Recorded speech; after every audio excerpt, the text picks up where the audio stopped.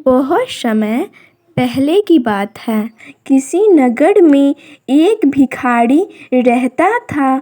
वह भिखारी रोज सुबह उठकर अपना कमंडल और थैला लेकर निकल पड़ता और लोगों के दरवाजे पर जाकर आवाज लगाता, देने वाला श्री भगवान है, हम सब उनकी संतान हैं। उस भिखारी का नाम कृपाल था। उसे जो कुछ जहाँ से मिल जाता उसी में संतुष्ट रहता और अपना गुजारा कर लेता था। उस भिखारी का एक मित्र भी था जिसका नाम जगन्नाथ था। वह भी भीख मांगता था, लेकिन जगन्नाथ लोगों के दरवाजे पर जाकर आवाज लगाता, देने वाला महाराज है, यही दिलवाएगा भोजन आज। कृपाल और जगन्नाथ दोनों राजा के महल में भी भीख मांगने जाते थे। राजा प्रायः दोनों की आवाज सुना करता था। वह दोनों को भीख भी दे देता था, किंतु वह सोचता था कि एक दिन आजमाया जाए कि किसकी बात सच है। इंसान को सब कुछ देना भगवान के हाथ में है या महाराज के हाथ में, ऐसा राजा सोचने लगा। फिर एक दिन राजा ने एक तरकीब निकाली। उन्होंने एक बड़ा सा पपीता लिया, उसका एक टुकड़ा काट कर उसके भीतर सोने के सिक्के भर दिए। फिर टुकड़ों को ज्यों के त्यों जोड़ दिया। तभी कृपाल भीख मांगने आ पहुंचा। राजा ने उसे दाल चावल दिलवाकर विदा कर दिया। तभी राजा को जगन्नाथ की आवाज सुनाई देती है। जगन्नाथ खंजरी बजाता हुआ आवाज देने लगा, देने वाला महाराज है, वही दिलाएगा भोजन आज। राजा ने सोने के सिक्कों से भरे उस पपीता को जगन्नाथ को दे दिया। जगन्नाथ पपीता लेकर सीधा सब्जी वाले के दुकान पर पहुंच गया। सब्जी वाले ने पपीता को खरीद लिया और जगन्नाथ को 2 आने दे दिए। जगन्नाथ पैसा लेकर अपनी जरूरत की सामान खरीदने लगा, फिर घर को चल दिया। थोड़ी ही देर बाद कृपाल सब्जी वाले की दुकान के आगे से निकला। उसने मीठी आवाज में अपनी बात दोहराई, देने वाला भगवान है, हम सब उनकी संतान हैं। सब्जी वाले ने वह पपीता कृपाल को दे दिया। कृपाल उसे दुआएं देता हुआ अपने घर को लौट आया। घर आकर उसने जैसे ही पपीता को काटा तो सोने के सिक्के देखकर वह तो आश्चर्यचकित हो उठा।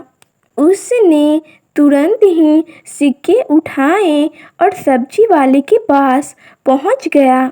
उसके सिक्के देकर कहा, भाई, यह तुम्हारे पपीते में से निकले हैं। इन पैसों से मेरा कोई लेना देना नहीं है।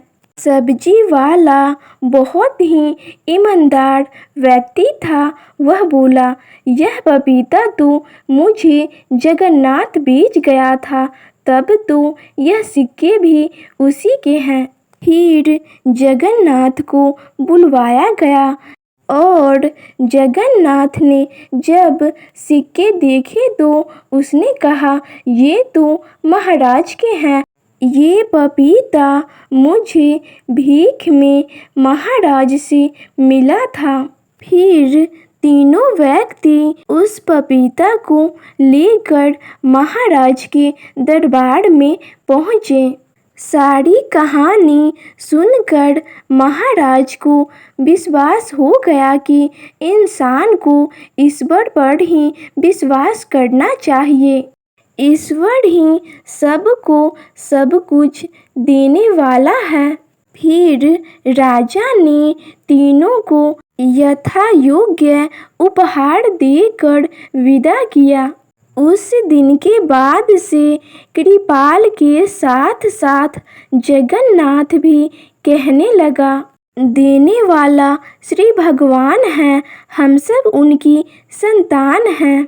बहुत पुरानी बात है, किसी गांव में एक कंजूस बनिया रहता था। वह इतना कंजूस था कि उसने ब्याह तक नहीं किया। अगर शादी कर ली तो बीवी को खाना, गहना, कपड़े न देना पड़े और अकेली बीवी से भी बात टलती नहीं। बीवी होगी तो बच्चे भी होंगे। बच्चे के खाने कपड़े के अलावा पढ़ाई और स्कूल का खर्चा तो अलग होगा। यह सब सोचकर उसने शादी नहीं की। यही नहीं, वह खाना भी नहीं पकाता था। लगभग हर दिन खाने के समय अपने किसी देनदार या ग्राहक के घर पहुंच जाता था और खाने के वक्त लोग तो कह ही देते हैं कि बैठो, खाना खाकर ही जाना। इस तरह वह खाना खाकर पेट पर हाथ फिराता लौट आता। लेकिन एक दिन उसका कहीं भी रोटी का जुगाड़ नहीं हुआ। वह भूखे पेट रोता पीटता घूम रहा था। भूख के मारे उसकी हालत बहुत खराब थी। तभी उसे एक पीपल के पेड़ पर बड़ बंटे लगे दिखे। उसने आओ देखा न ताओ और सीधा पेड़ पर चढ़ गया।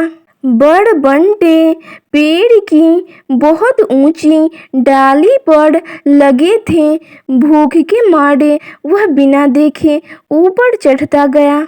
लेकिन जब वह नीचे उतरने लगा तो ऊंचाई देखकर उसके तो पांव कांपने लगे। उसने मन ही मन भगवान को याद किया और हाथ जोड़कर बोला, हे भगवान, मुझे सही सलामत नीचे उतार दो तो मैं 10 भूखों को खाना खिलाऊंगा। राम राम करता जब वह कुछ नीचे आ गया तो बोला, भगवान, इतना तो मैं खुद ही हिम्मत करके उतरा हूँ। हाँ, नीचे उतार दोगे तो मैं 9 भूखों को जरूर खाना खिलाऊंगा। इसी तरह बनिया नीचे उतरता चला गया और धीरे धीरे संख्या कम करता रहा। जब कुछ फुट रह गए तो वह नीचे कूद गया और कपड़ों से धूल झाड़ता हुआ बोला, भगवान, तूने तो मुझे नीचे पटक दिया। अगर हाथ पांव टूट जाते तो मैं क्यों खिलाऊं एक को भी खाना। ऐसा कहकर वह कंजूस बनिया अपने घर की तरफ चल दिया। तो आपको यह कहानी कैसी लगी कमेंट सेक्शन में ज़रूर बताइएगा। और अगर आप हमारे चैनल पे पहली बार आए हैं तो चैनल को सब्सक्राइब करना मत भूलिएगा एंड वीडियो को अपने दोस्तों के साथ शेयर करना भी मत भूलिएगा। और अभी तक आपने वीडियो को लाइक नहीं किया है तो लाइक भी कर दीजिए। तो मिलते हैं नेक्स्ट वीडियो में, तब तक के लिए thanks for watching this video.